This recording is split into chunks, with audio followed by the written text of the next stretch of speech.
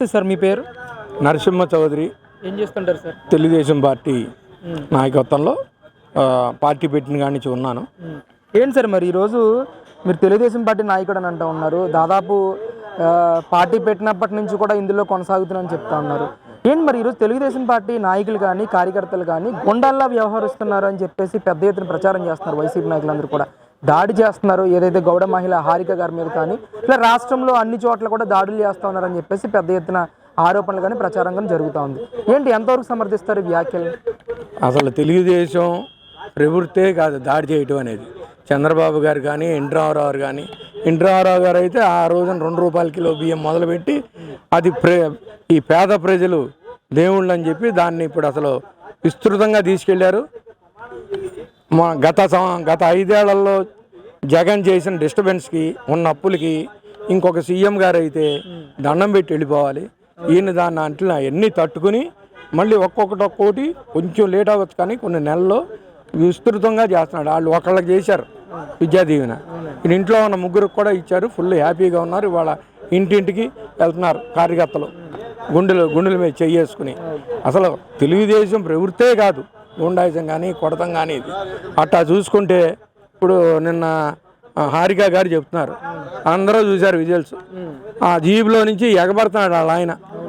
అంటే వాళ్ళు ఆల్రెడీ వాళ్ళ పార్టీ మునిగిపోయే పరిస్థితిలో ఉంది. ఎందుకు? మెయిన్ ఆ లిక్కర్ స్కాము, ఒక్కోటి అన్ని నిజాలు వస్తున్నాయి.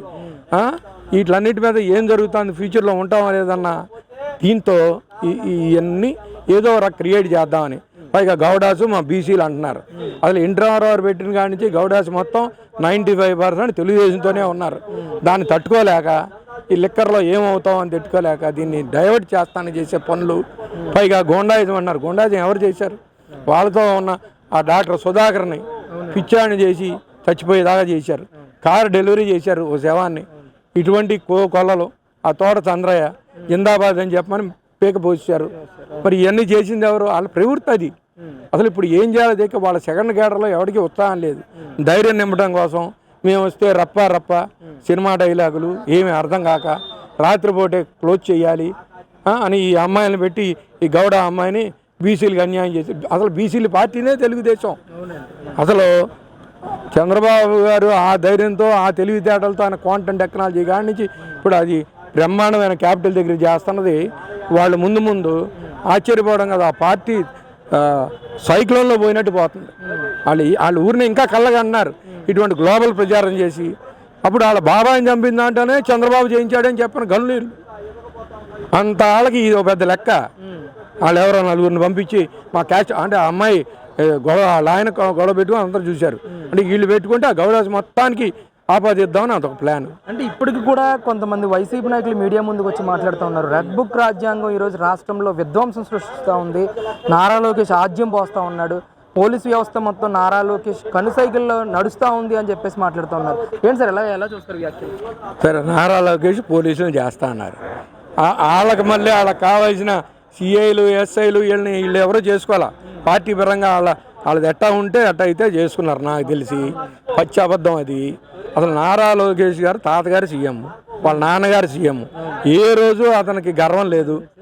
ఆయన నిత్య విద్యార్థికి మళ్ళీ ఇవాళ కూడా ఆయన తీసుకున్న ఐటీ శాఖ కానీ విద్యాశాఖకి సమూల మార్పులు వచ్చి ప్రజలకు మనం ఎట్టా సేవ చేద్దాం, మంచి భోజనం ఎట్టా, ఉన్న క్వాలిటీ పెంచాలి, వాళ్ళ నాలెడ్జ్ పెంచాలి, కొత్త కోర్సులు రావాలని చేసుకుని చక్కగా నిదానంగా వాళ్ళు ఎన్నో రకాల ట్రోలు చేసిన అవి పట్టించుకోకుండా చక్కగా నిత్య విద్యార్థిలాగా తెలివిగా చక్కగా వెళ్తున్న మనిషి.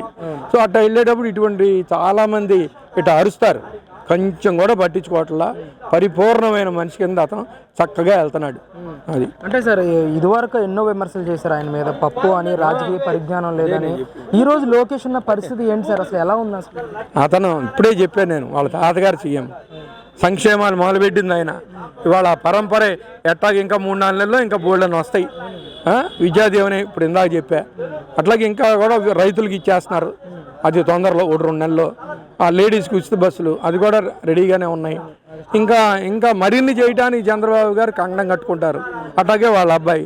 వాళ్ళు పేద ప్రజల్ని జాగ్రత్తగా చూడాలనేది ఎన్టీ రామారావు గారి నుంచి వచ్చి తెలుగుదేశం పార్టీ నైజం. అది వీళ్ళ నైజం డిస్టర్బ్ చేయటం, మర్డర్ చేసి కార్ డెలివరీ చేయటం, అది కూడా ఏమండి చిన్న చిన్న దళితుల్ని ఆ సుధాకర్ అతన్ని నానా హింస పెట్టి చేశాడు.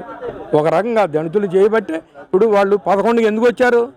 ఇటువంటి దరిద్రాలు చేసి ఇవాళకి మారలా అబద్ధాలు గ్లోబల్ ప్రచారం చేయడానికి. మద్రాసు అసలు ఆ మైండ్ ఎక్కడ ఉందండి చంద్రబాబు గారు? అసలు ఎప్పుడూ డెవలప్మెంట్ కోరుకుంటాడు.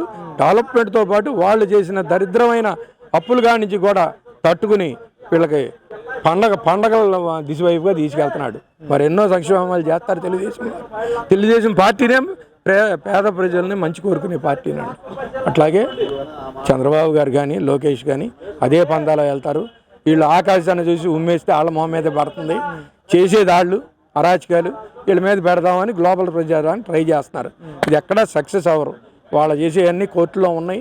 దాన్ని తట్టుకోలేక డైవర్ట్ చేద్దామని డైవర్షన్ పాలిటిక్స్ ఇది, అంతకన్నా ఏం లేదు.